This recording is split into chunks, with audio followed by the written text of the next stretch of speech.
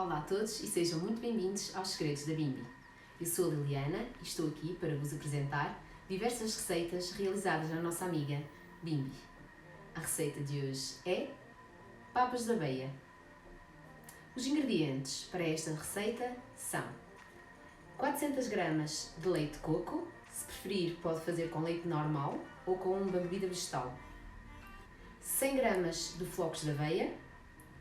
Vamos utilizar frutos secos no final a gosto, é opcional, se preferir pode não colocar, ou então também pode colocar fruta fresca e canela a gosto também no final. Vamos bimbar? Vamos então colocar o leite de coco e os flocos de aveia. Não se esqueçam de nos acompanhar no Facebook e de colocar as fotos das receitas que já realizaram, que nós aqui demonstramos e que vocês já realizaram em vossa casa. Se houver receitas que queiram ver demonstradas aqui no nosso canal, enviem-nos, temos os links na descrição. Vamos então colocar as nossas papas a cozer. Será 10 minutos, temperatura 90 graus e a velocidade será 2,5 invertida. E as nossas papas estão prontas.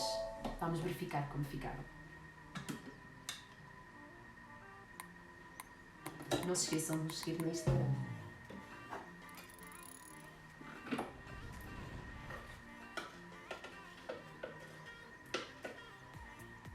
Como podem ver a consistência, se quiserem mais líquidas, podem adicionar mais leite e deixar mais uns segundos.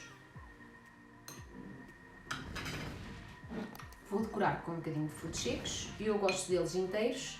Se preferirem um bocadinho triturados, colocam na nossa bimbi antes de fazerem as papas, cerca de 10 segundos, velocidade 9.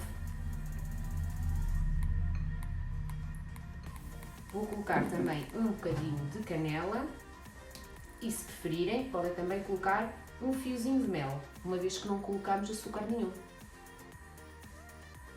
Se desejarem colocar fruta, deixam as nossas papas arrefecerem um bocadinho e depois colocam as frutas aos pedaços. E deliciem-se. Se gostaram desta receita, deixem um gosto no nosso canal, um comentário e não se esqueçam de subscrever. Eu vou provar.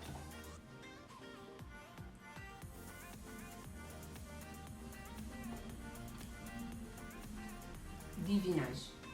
Uma excelente sugestão para o vosso pequeno almoço, lanche ou, se preferirem, uma pequena ceia antes de irem se deitar. Até à próxima!